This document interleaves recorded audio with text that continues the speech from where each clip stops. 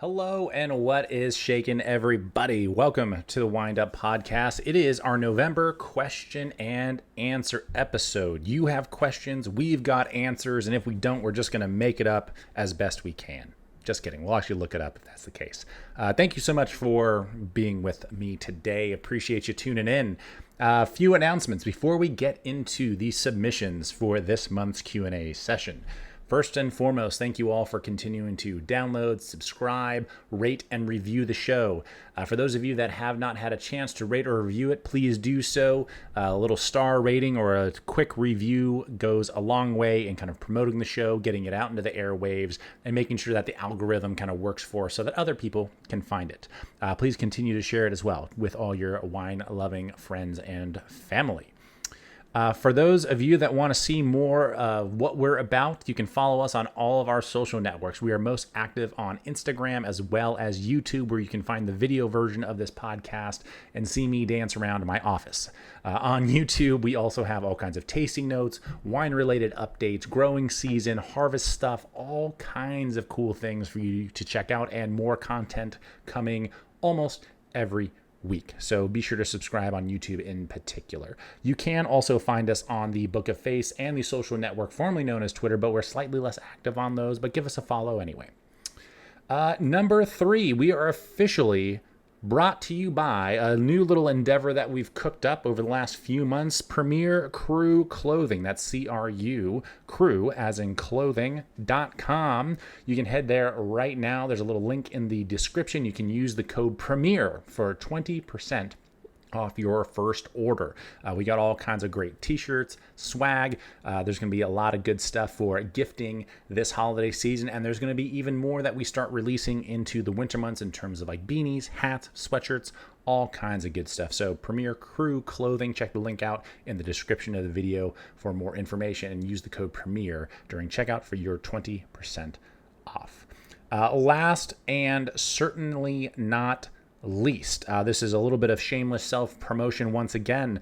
For those of you that have any holiday gifting needs and wine that needs to be shipped around the country, please make sure you let us know by the end of the second week of December. So by really December 14th or so, our shipper starts getting pretty bogged down with orders going and flying all over the place around the country. So be sure to let us know by December 13th what your wine needs are. Before that, if you need anything for Hanukkah, the new year, the sooner we get your wine order in, the better. Please be 21 years or older to purchase wine. Otherwise, you're going to be in trouble. We're going to be in trouble. Everyone's going to have a bad time. Be 21, please. Thank you. Bye. All right. Let's get into this, shall we? I think that was a nice kind of quick and dirty round of announcements. I try and get through that stuff as quickly as possible because I know why you're here.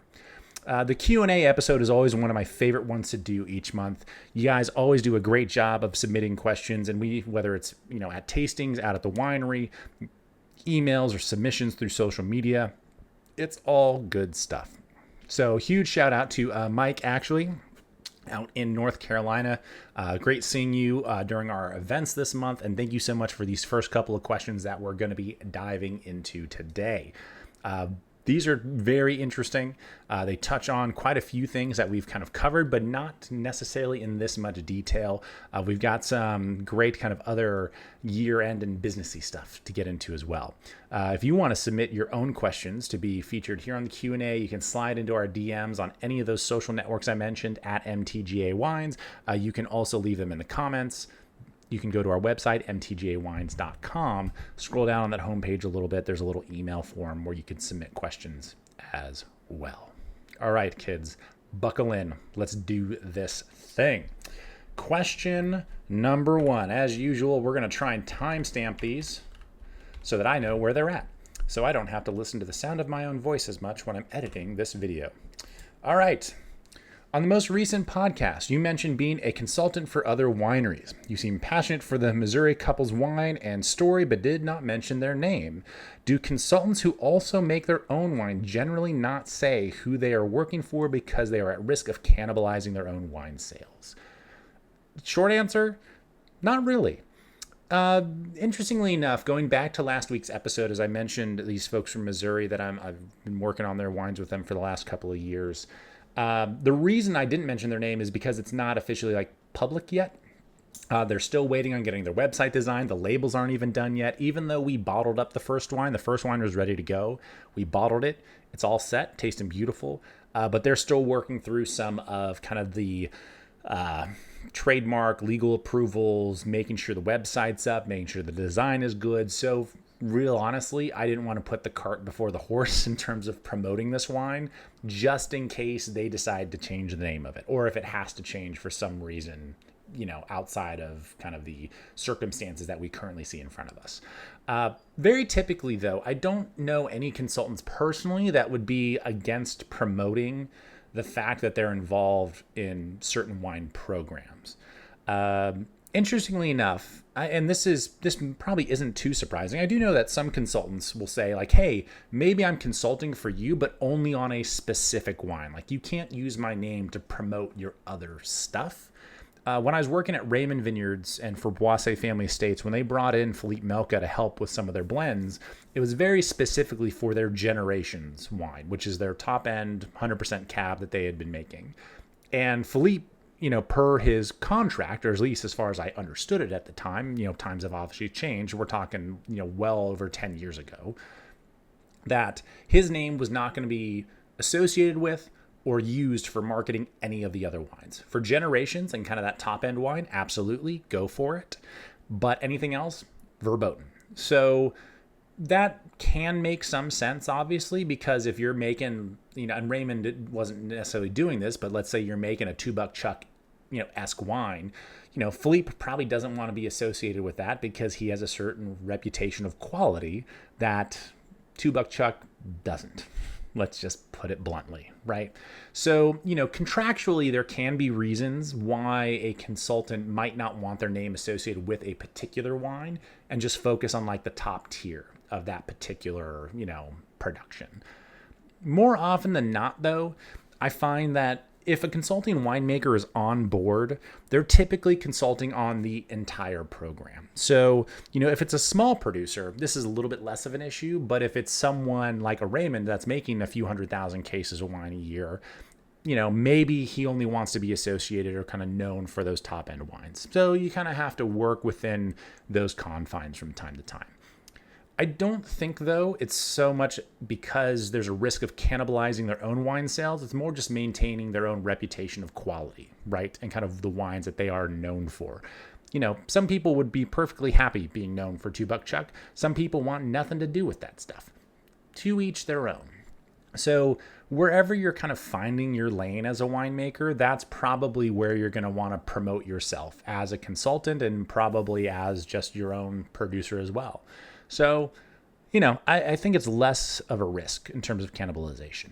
In fact, very typically, at least from what I found, is that if a winemaker is known for working and kind of having their hands within certain programs, it acts as a great way for referrals and additional sales.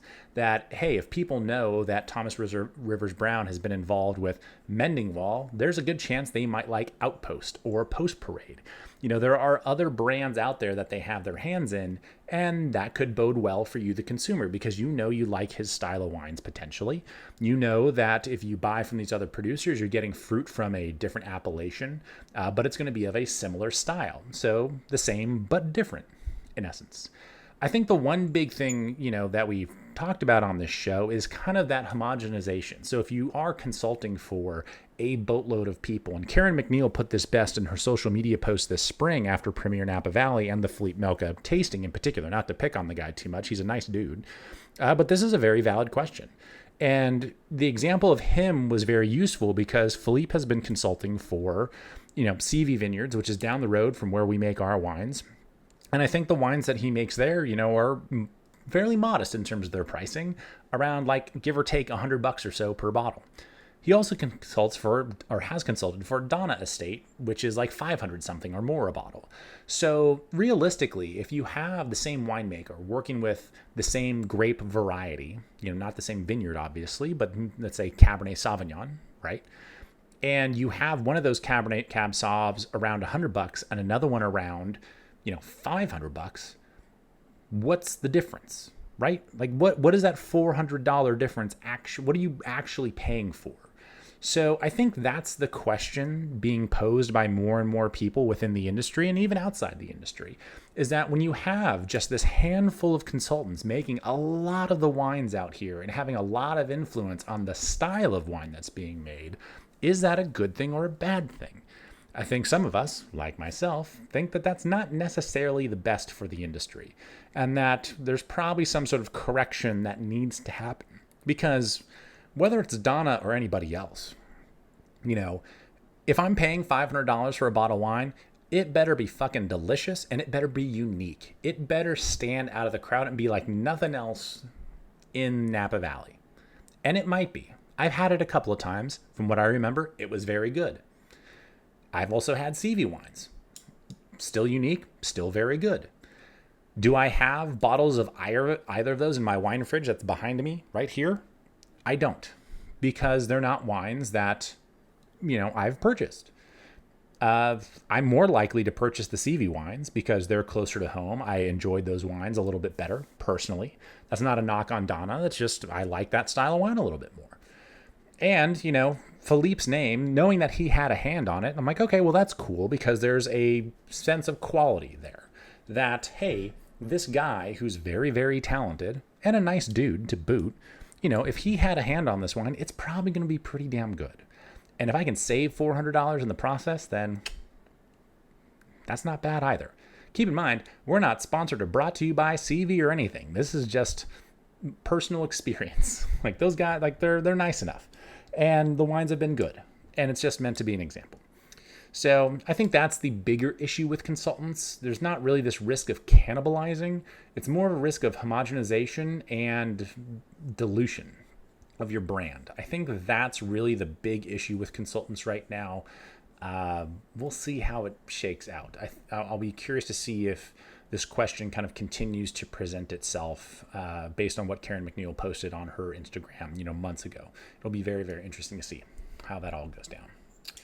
Okay, question number 2.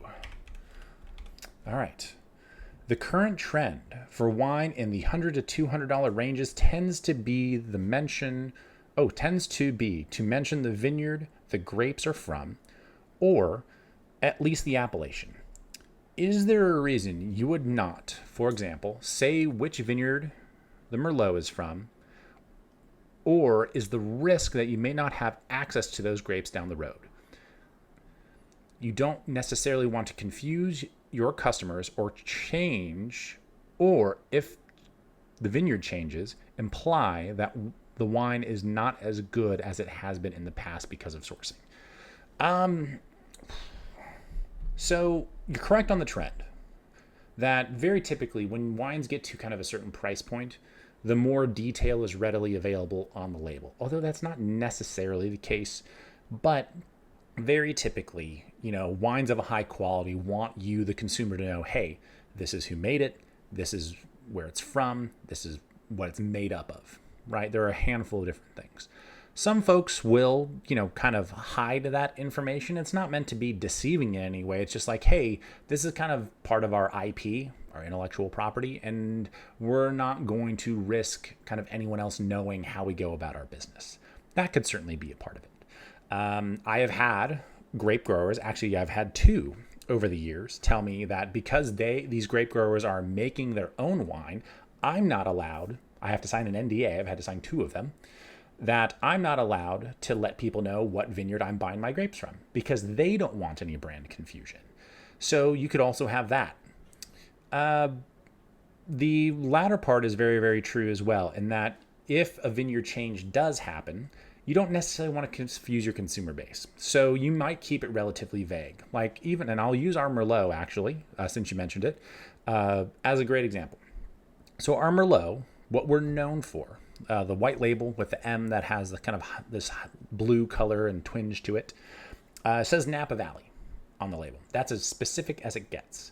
There's not a whole lot of other information readily available on that label, partially because of the label design. There's only a finite amount of space on these tall, skinny labels that we have.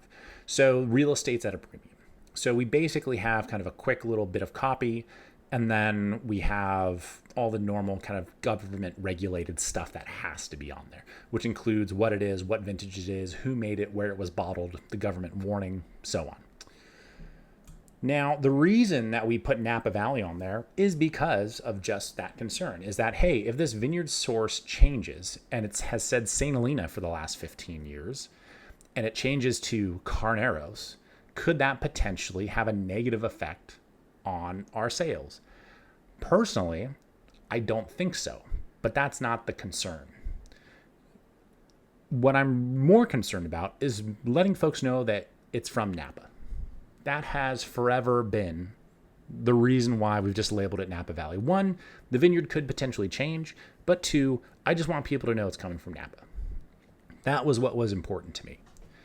Now, it's interesting that we're talking about this Merlot because in 2023, we had to change vineyard sites.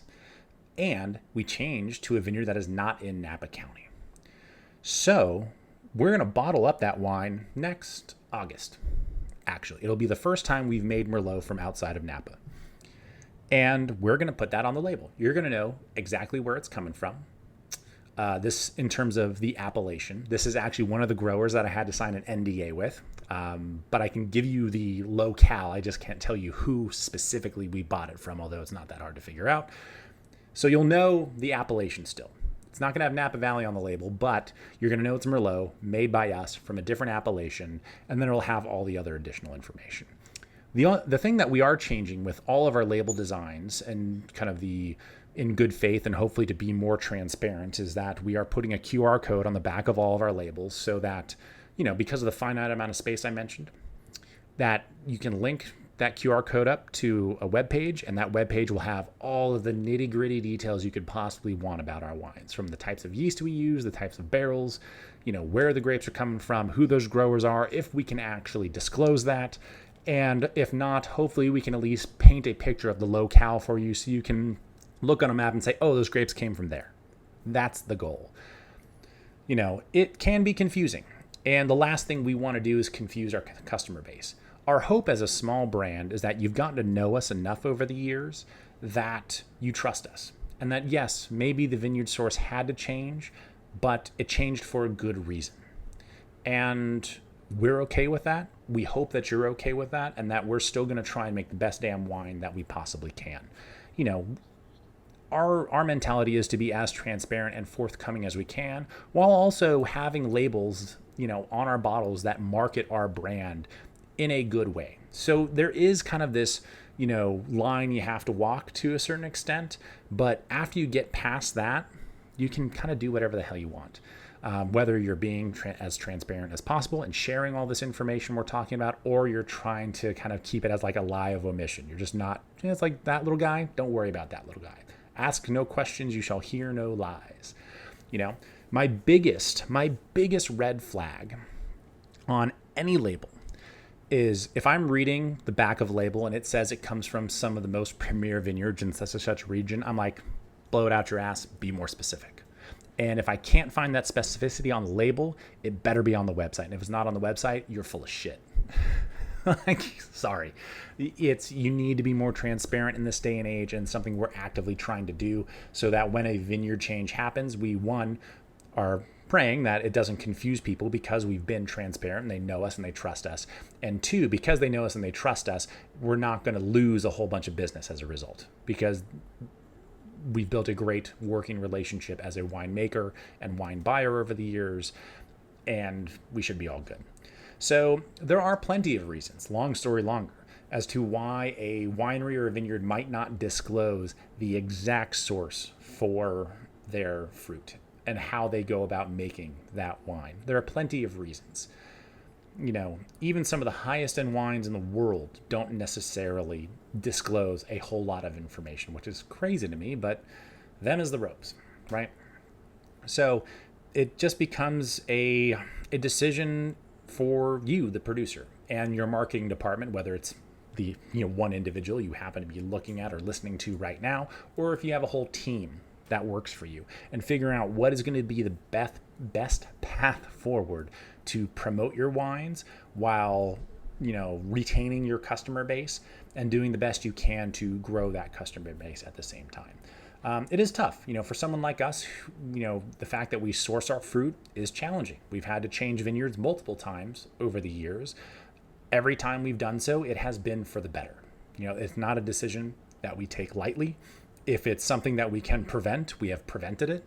And when it comes time to change, because of any sort of extenuating circumstances, we do, because we would be doing a disservice to our clientele if we didn't.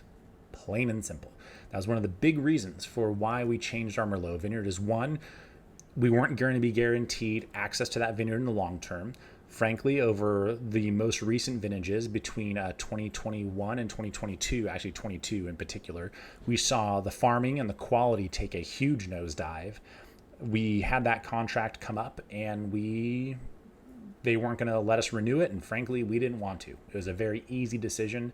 And we were able to found a fucking amazing Merlot vineyard that is way, way, way more akin to what we've wanted to be doing versus the 22 vintage, which I love. I think we did the best with it we possibly could. But, the lack of oversight in farming from the grower was very clear, at least to us. The quality of the wine ended up being fine.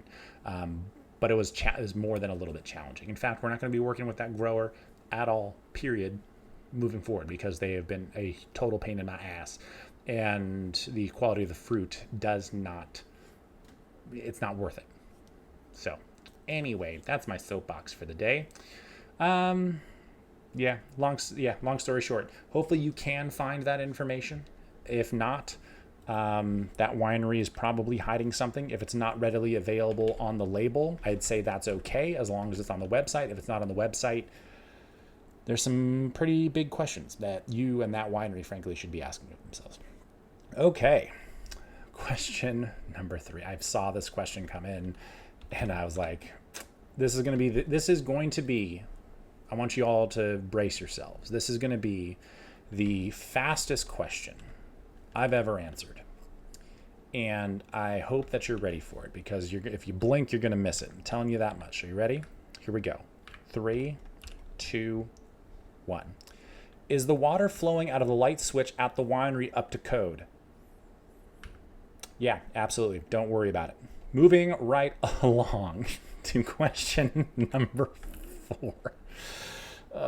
Every time it rains, especially with these really heavy rains we've gotten, you never really know where the water's going to come from in those underground structures until you actually see it and you're like, oh, I actually have to turn the lights on. Well, hold on to your butts, as Samuel L. Jackson would say.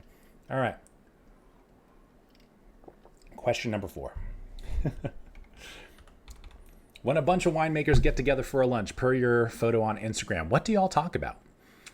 What did we talk about that day? It is interesting. When this is the kind of stuff that is pretty great about this industry that we're in, because the competition or the cannibalization of sales and kind of the edginess that could be here in this industry, it certainly could be a thing, right?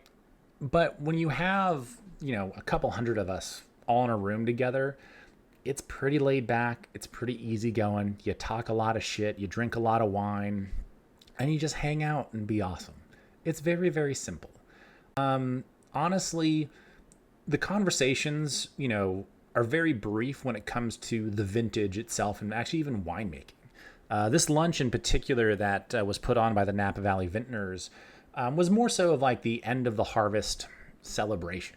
It wasn't meant to be like this industry roundtable kind of thing. So we do plenty of those where we talk a lot of shop about winemaking techniques, what barrel programs we're using, what kind of fermentation tanks, vessels or yeast or, enzymes and all kinds of other geeky things that you could potentially do when you're making wine. There's plenty of that.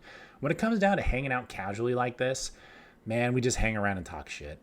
Yeah, I honestly, it's not anything really of substance. Every once in a while, you have kind of a cool conversation with someone that you maybe haven't seen in a while, or maybe a peer or somebody that you look up to.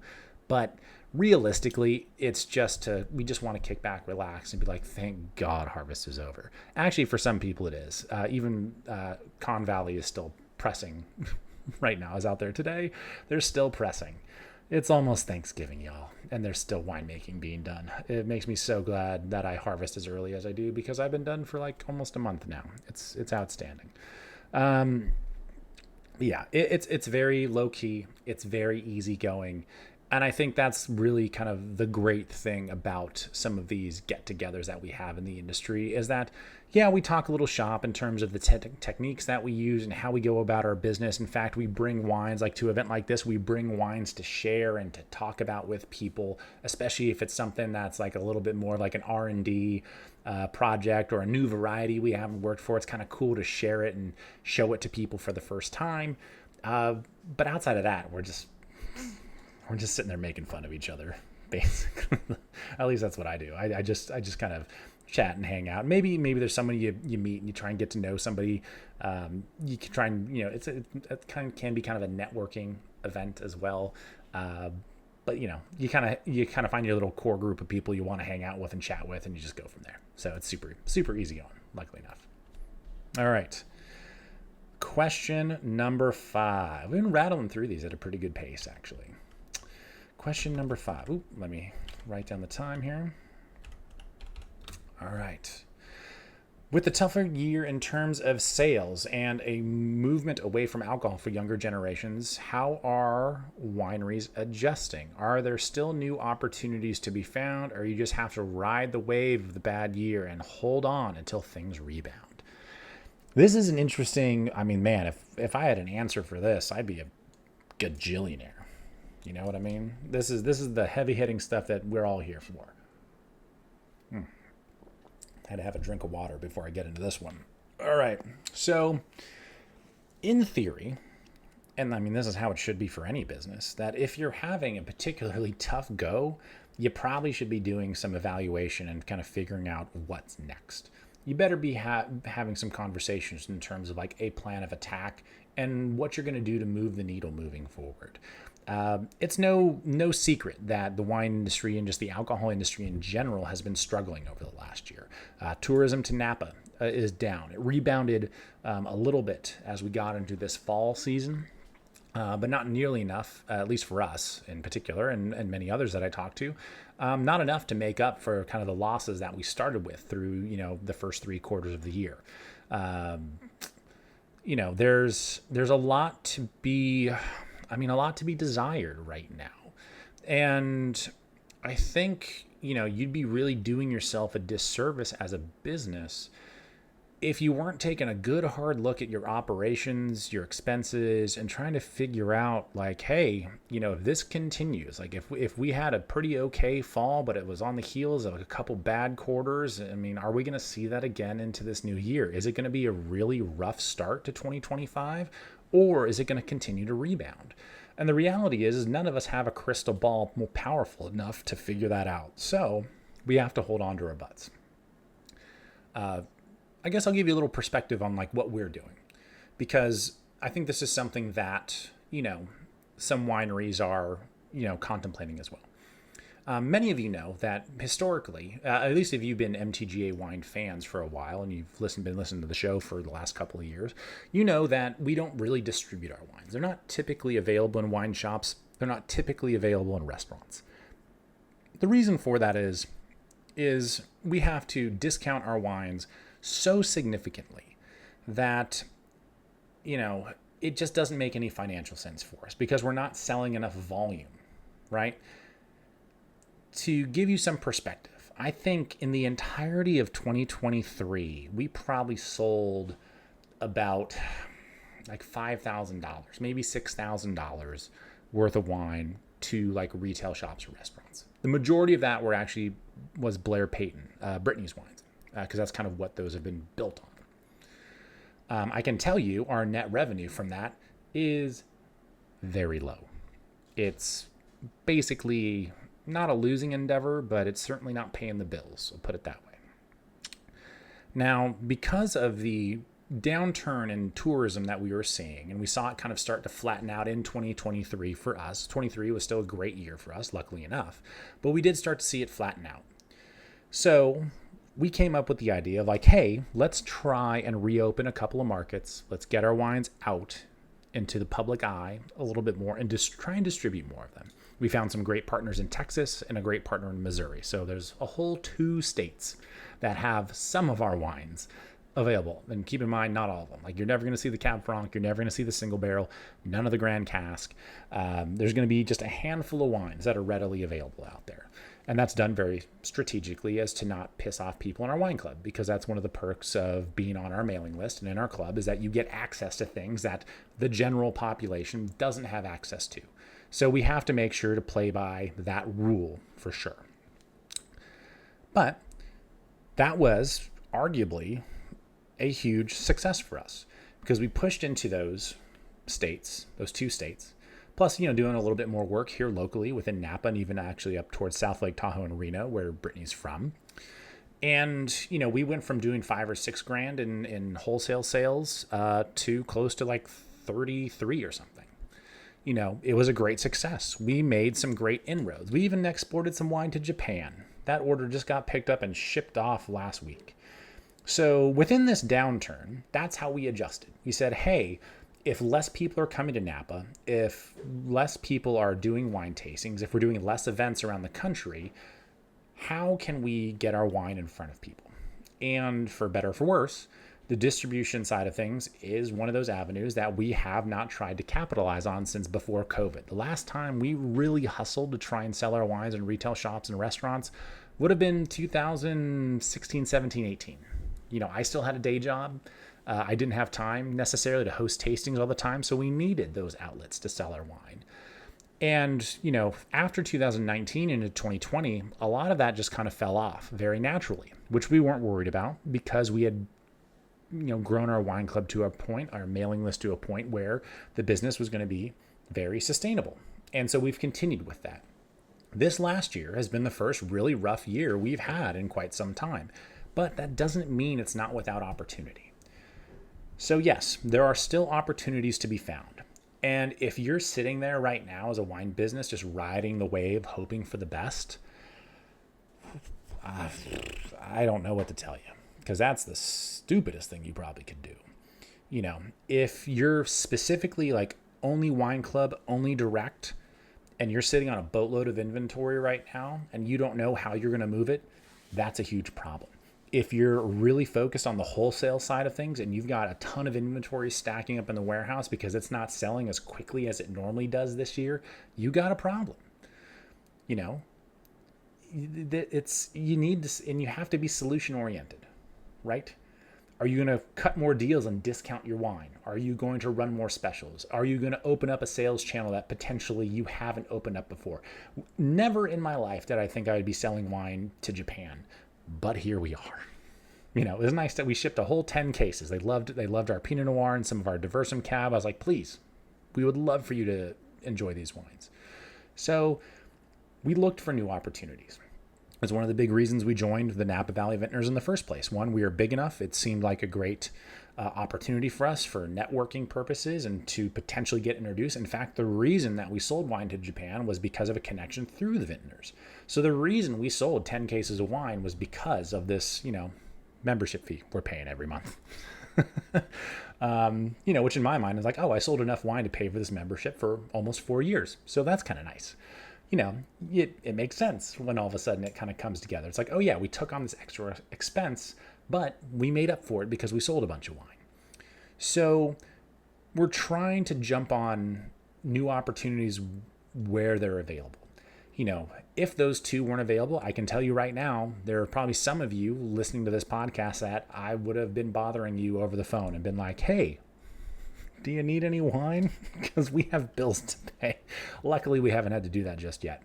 But, you have to try and track down those opportunities where you can, when you can. And what is it? It's preparation plus preparedness equals success.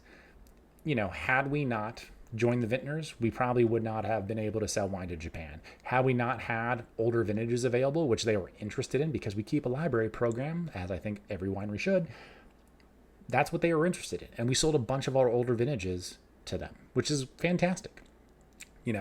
If had we not had, kind of extra inventory laying around, we wouldn't have been able to open up Texas and sell wine there or in Missouri. But luckily we did.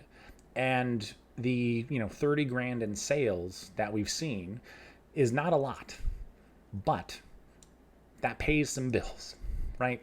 The margins suck. We're not making nearly as much for every dollar that comes in because of how much we have to discount our wines for the wholesale side of things. But money in the bank in a tough year is money in the bank. So, that's how we're adjusting. How other wineries are adjusting, I'm not really sure. Hopefully they're finding new opportunities like we have. Hopefully they're able to capitalize on some things and continue to grow, or at least stop the bleeding, if nothing else, because that's kind of where we're at. It's like, hey, by the time harvest was rolling out, we were bleeding out. It was going to be a really, really, really tough fall. And in fact, it's still going to be a really, really tough winter. But the fact that we've made up some ground through some of these new sales channels means we should get through it. Next year is going to be really challenging, even more challenging, arguably, than this year. But I think these adjustments are what need to be done, because if you just ride the wave, you're just going to crash out, plain and simple. All right. That's all I got for today. Appreciate you guys. Mike, again, big shout out to you for the couple of questions at the top of the episode. Hopefully we covered everything and more that you wanted to know about the wine industry and kind of where it's at today. Thank you so much for tuning in to the Wind Up podcast. Be sure to subscribe to the show, follow us on all of our social networks at MTGA Wines. That's Instagram, YouTube, the Book of Face, and the social network formerly known as Twitter. Check out Premier Crew, CRU clothing.com, and use that promo code Premier at checkout to get some sweet, fun, interesting, kitschy wine gifts for the holiday season. Links to all that stuff and all those good things can be found down in the description of the video. Have an excellent rest of your week. Happy Turkey Day in advance, and we will see you in December for a new episode of the Wind Up Podcast. Cheers.